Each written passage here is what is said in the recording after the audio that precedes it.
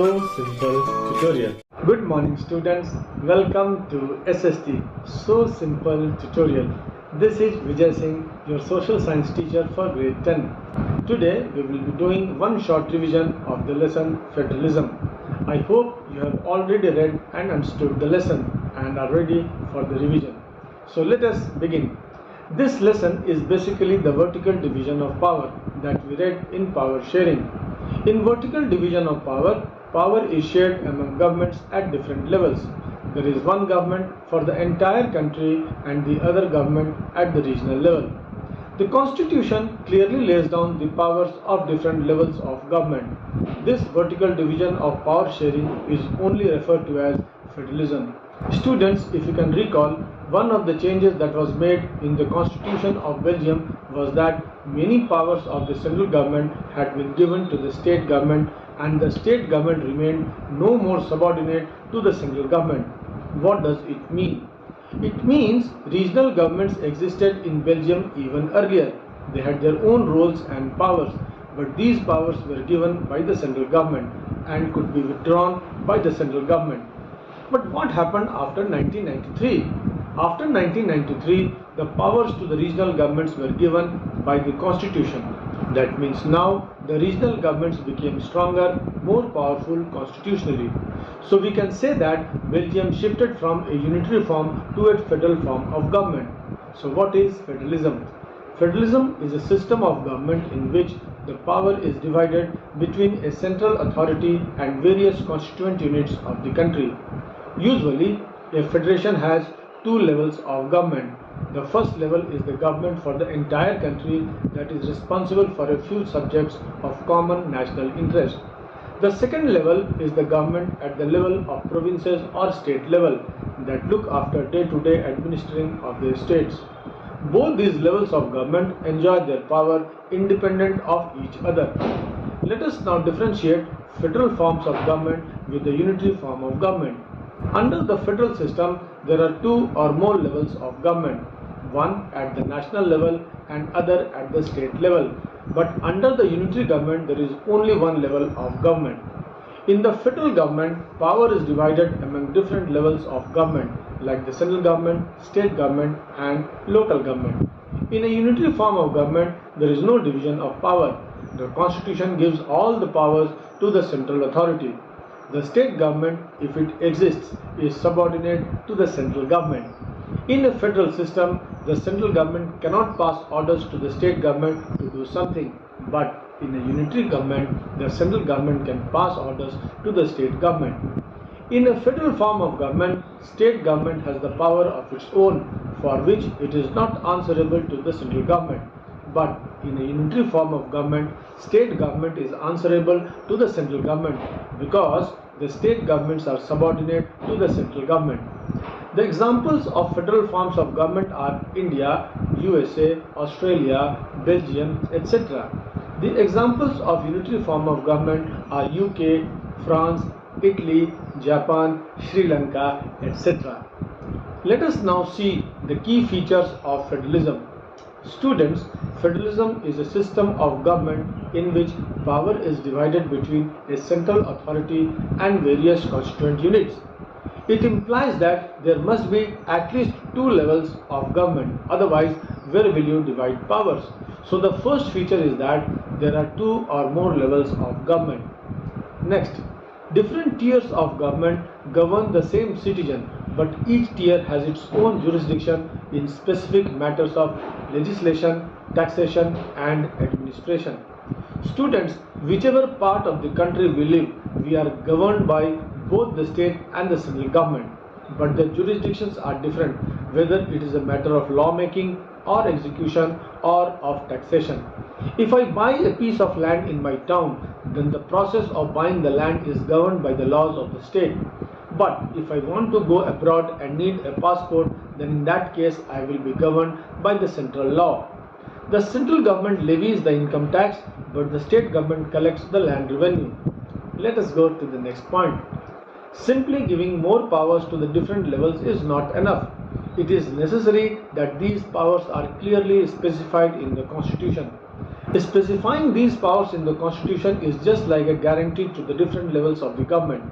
Hence, the third feature, the jurisdiction of the respective levels of government are specified in the Constitution. So, the existence and authority of each tier of government is constitutionally guaranteed. Next feature. Now, the powers of both the levels are written clearly in the Constitution. But if the central government has the power to change the provisions of the Constitution whenever it wishes, then what is the significance of writing these powers in the Constitution? Therefore, it is very important that if changes are to be brought in the Constitution in such provisions that are related to the powers of the state or the center, consent of both the levels of government must be there. Hence, we have the fourth feature. The fundamental provisions of the Constitution cannot be changed unilaterally by one level of government. Such changes require the consent of both the levels of government. Next feature. Now, powers are given to both the levels of government, but in the exercise of their powers, it may happen that some dispute or say conflict arise between them. Then who will resolve their dispute? So we need a third party which is independent and impartial to solve the dispute. In a federal country, generally, this role is played by the highest court of the country. The highest court acts as an umpire in such cases. Hence, the fifth feature of the federalism is that courts have the power to interpret the Constitution and the powers of different levels of government. So the powers of interpretation of the Constitution lies with the highest court. Next point. All of us know that taxes are an important source of income of the government. In India, taxes are levied by the central government as well as the state government. Some taxes are also levied by the local government, such as the municipality. Which government will levy what tax? Who will collect those taxes? Everything is clearly laid down. Hence, the sixth feature. Sources of revenue for each level of government are clearly specified to ensure its financial autonomy. Lastly, federalism is best suited for a large country, especially where live diverse kinds of people. Federalism focuses in their unity and diversity. One level of government promotes unity and the other one tries to accommodate the diversity. Thus, we come to the seventh feature. The federal government has dual objectives: to safeguard and promote unity of the country while at the same time accommodate regional diversity. So these were some features of federalism. Now, we know that in a federation there are at least two levels of government, namely the central government and the state government. The exact balance of power between the state and the central government varies from one federation to the other. That means in some cases the central government is more powerful than the state government, and in the other case the state government has more powers than the central government. This balance depends mainly on the historical context in which the federations are formed. Generally, there are two kinds of routes through which federations are formed. The first route involves independent states coming together on their own to form a bigger unit, so that by pooling sovereignty and retaining identity, they can increase their security. That means several militarily weak or economically backward independent states come together to form a big or a strong nation. This way, on one hand, they do not lose their sovereignty, and on the other hand, they maintain their identity. In addition, when they get united, they become more powerful than before. This is what happened in the case of America. The 13 American colonies declared their independence from the Great Britain in 1776. Then they came together and formed the United States of America. This type of federation is called Coming Together Federation. In this type of federation, all the constituent units have equal power and are strong vis-a-vis the federal government. Other examples of coming together federations are Switzerland, Australia, etc. Australia is a federation of 6 states. Let us now see the second route. In the second route, a large country keeps into consideration its internal diversity, creates the state and divides the powers between the constituent units and the national government. So here, the central government tends to be more powerful than the states. Very often, different constituent units have unequal powers. This type of federation is called holding together federation. The examples of holding together federations are India, Belgium, Spain, etc. Let us now revise the next topic, what makes India a federal country. Recall the features of federalism discussed just now and see whether they apply in case of India. First, in a federation there are two or more levels of government. In India, the constitution originally provided for two levels of government, the central government and the state government. Later, a third level was added in the form of municipalities and panchayats. The central government is also called the union government and the third level the local government. Next, the different levels enjoy separate jurisdictions. The constitution clearly provides for a threefold distribution of legislative power between the union and the state government. It contains three lists called union list, state list and the concurrent list. What is a union list? This list includes subjects of national importance such as the defense of the country, foreign affairs, banking, communications, currency, etc.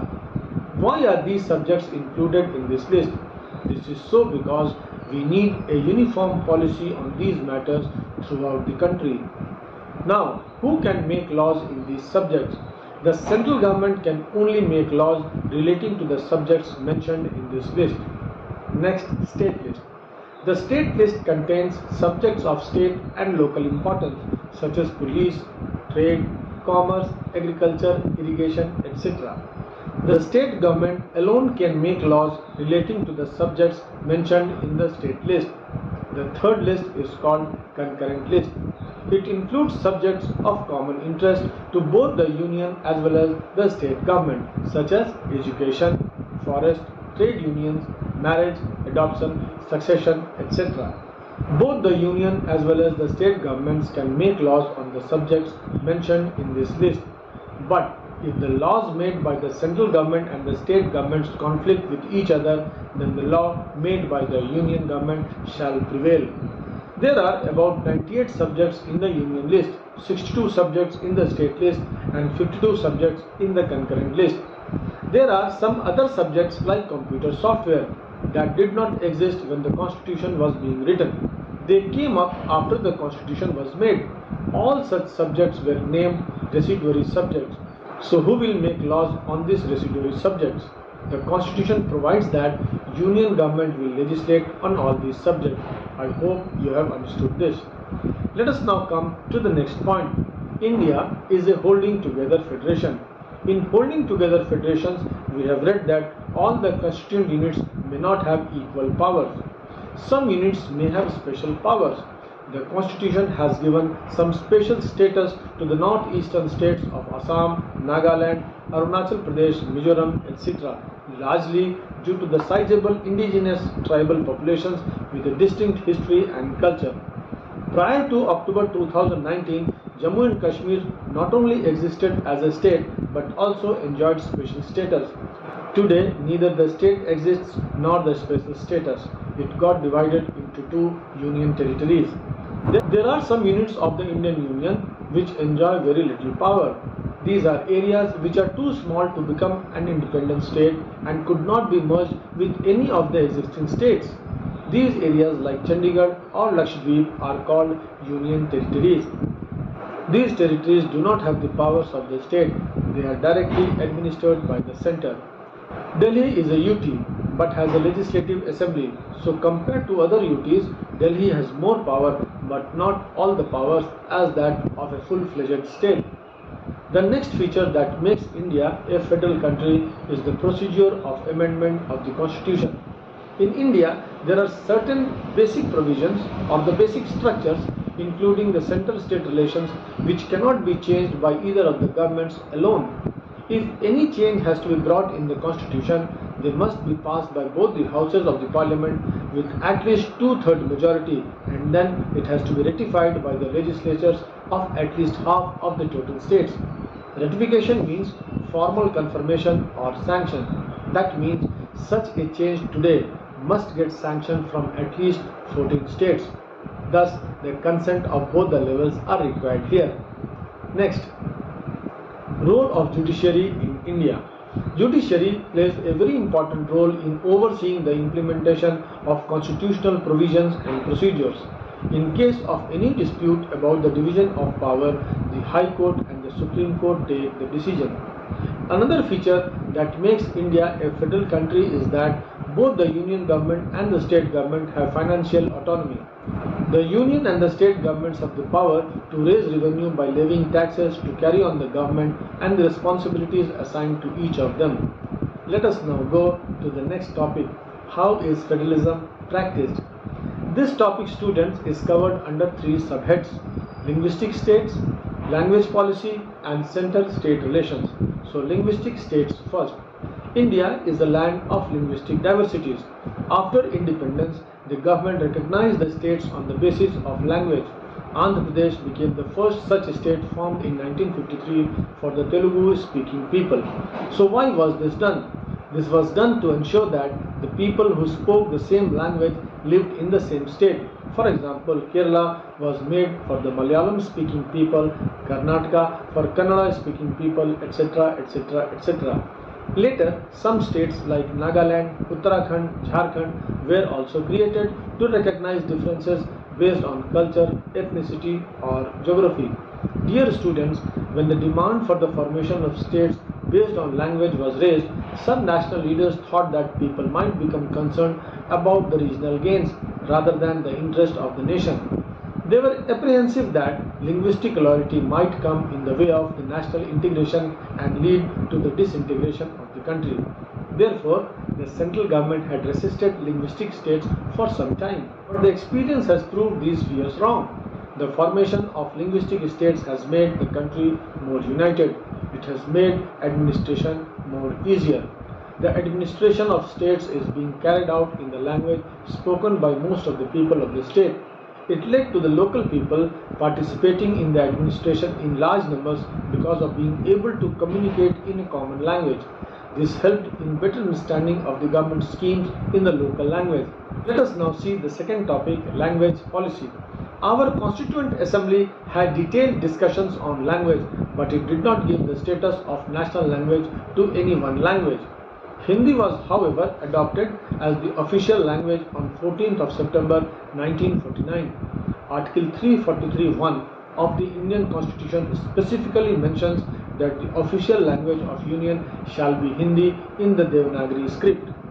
Besides Hindi, the Constitution recognizes 21 regional languages as scheduled languages. When a language gets enlisted in the scheduled languages, it acquires significance. It becomes an obligation for the Government of India to take measures for the development of these languages. A candidate appearing in an examination conducted for the central government post is entitled to use any of these languages as a medium to answer the paper. What about the official languages of the states? The Constitution does not specify the official languages of different states. Instead, states have been given the power to specify their own official language through legislation. Under this provision, most of the states adopted the major regional language as their official language. They carry out the government work in the official language of their states. Dear students, our Constitution in 1950 allowed the use of English for 15 years only. That means the use of English for official purposes was to stop with effect from 26 January 1965. After that, Hindi was supposed to become the sole official language of the Union. I want to remind you that though the Constituent Assembly had accepted Hindi as the official language, there was prolonged controversy. And even at present, Hindi is not very much acceptable to the South Indian states. So, as the time approached, there was a strong opposition from the southern states, particularly Madras, now Tamil Nadu. They felt that the central government was trying to impose Hindi over them. So they demanded that the use of English continue, which they found more acceptable.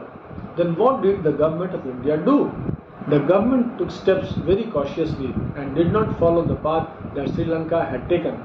The central government responded by agreeing to continue the use of English along with Hindi for official purposes even after 1965. Next, promotion of Hindi. Promotion of Hindi, dear students, continues to be the official policy of the Government of India. The central government takes several steps for the popularization of Hindi amongst the non-Hindi speaking people, particularly its own employees. Promotion does not mean that the central government can impose Hindi on states where people speak different languages. Students, since you know the story of Sri Lanka, you will appreciate the flexibility shown by our political leaders. This is how they avoided getting into Sri Lanka type situation. Let us now revise the third head, center-state relations. This is yet another aspect which has led to the success of federalism in our country.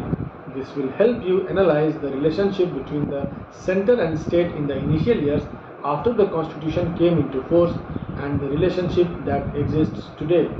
The independent existence of the two levels of government is very much important in the federation.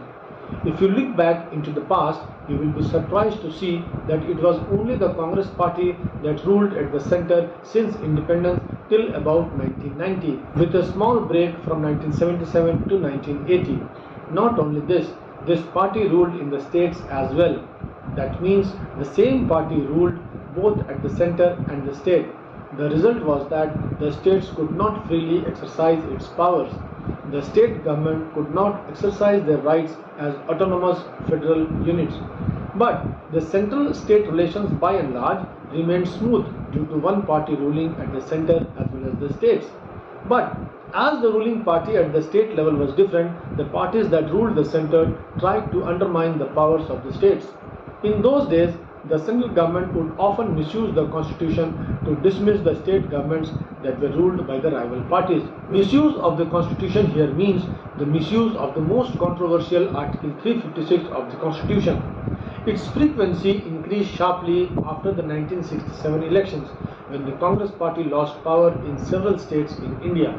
This weakened the federal spirit of the constitution. However, all this changed after 1990, when many regional parties emerged in different states. This was also the beginning of the era of coalition governments at the center.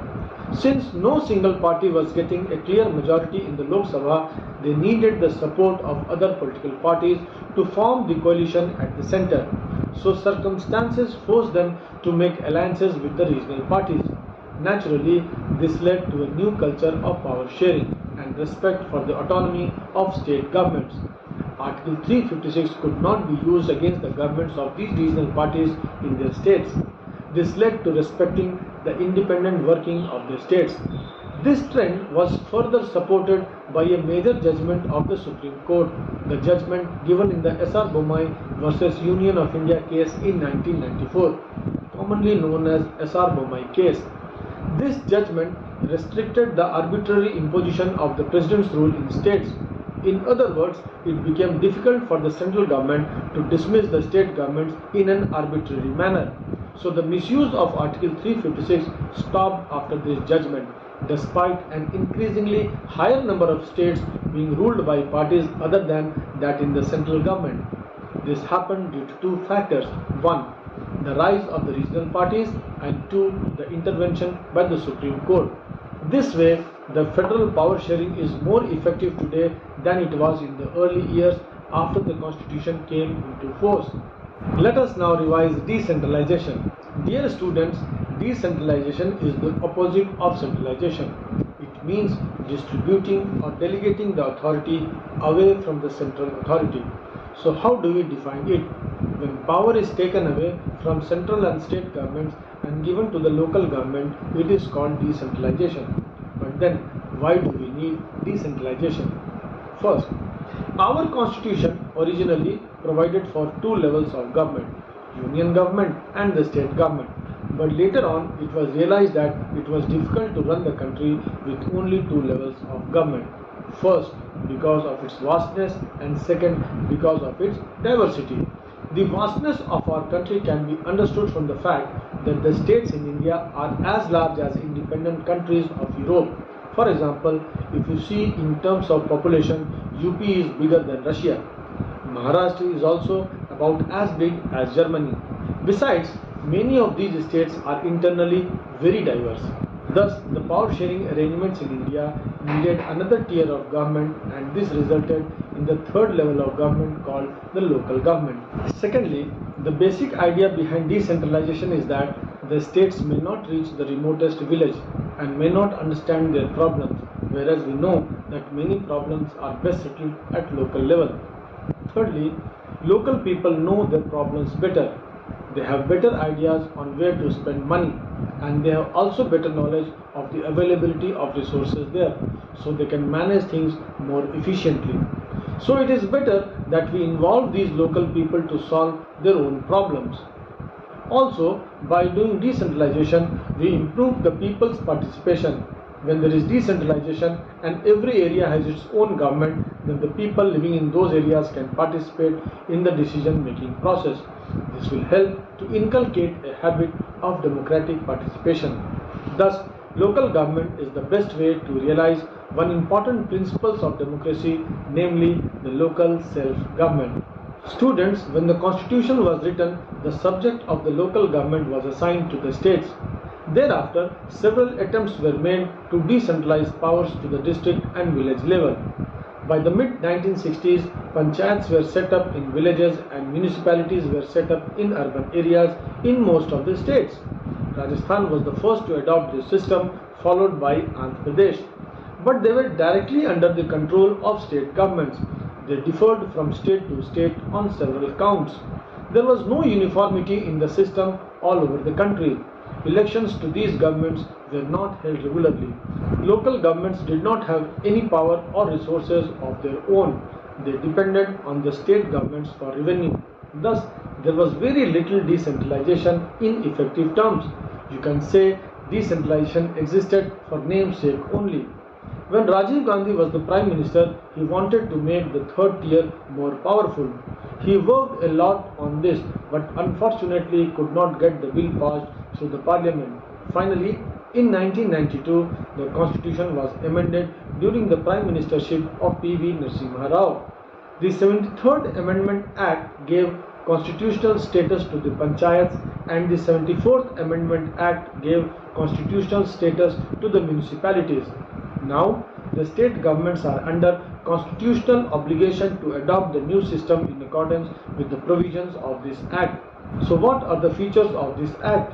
It is now constitutionally mandatory to hold elections to local government bodies. It does not depend upon the will of the state government anymore. It is mandatory that every 5 years fresh elections must be conducted. 2. It provides for the reservation of seats in the elected bodies and executive heads of these institutions for the SCs, STs and OBCs. 3rd, it also provides the reservations for at least 1/3 of all positions for women. At least means minimum 1/3 is mandatory. If the state government wishes, it can give more. There are many states today like Bihar, MP, Uttarakhand which have implemented 50% reservation to women in their states. 4th, this act also provided for an independent institution called the State Election Commission to conduct panchayat and municipal elections. Don't mingle State Election Commission with the Election Commission of India. They are to read last year. The Election Commission conducts elections to the Lok Sabha, Rajya Sabha, Vidhan Sabha, President and Vice President only, but the responsibility for conducting the elections for panchayats and municipalities now lies with the State Election Commission. Next, the state governments are now required to share power and revenue with local government bodies. That means the panchayats and municipalities will have their own budget and the power of taxation.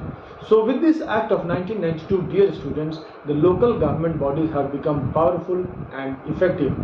Let us now see the structure of these local governments.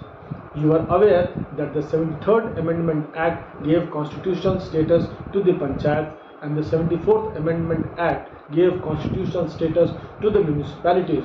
Let us see the rural local government first. Students, it is the rural local government that is popularly known as the Panchayati Raj. The Panchayati Raj is again a 3-tier structure. Gram Panchayat at the village level, Panchayat Samiti or Block Samiti at the block level and Jila Parishad at the district level. Each village or a group of villages in some states have a Gram Panchayat. If a village is big enough, then it will have a panchayat. Otherwise, smaller villages can be grouped to form a panchayat. The Gram Panchayat is an elected body. It is a council that consists of several ward members, often called Panch, and a president called Sarpanch or Mukhiya. The Gram Panchayat is the decision-making body for the entire village. It looks after agriculture, irrigation, drinking water supply, healthcare, roads, etc. in the village.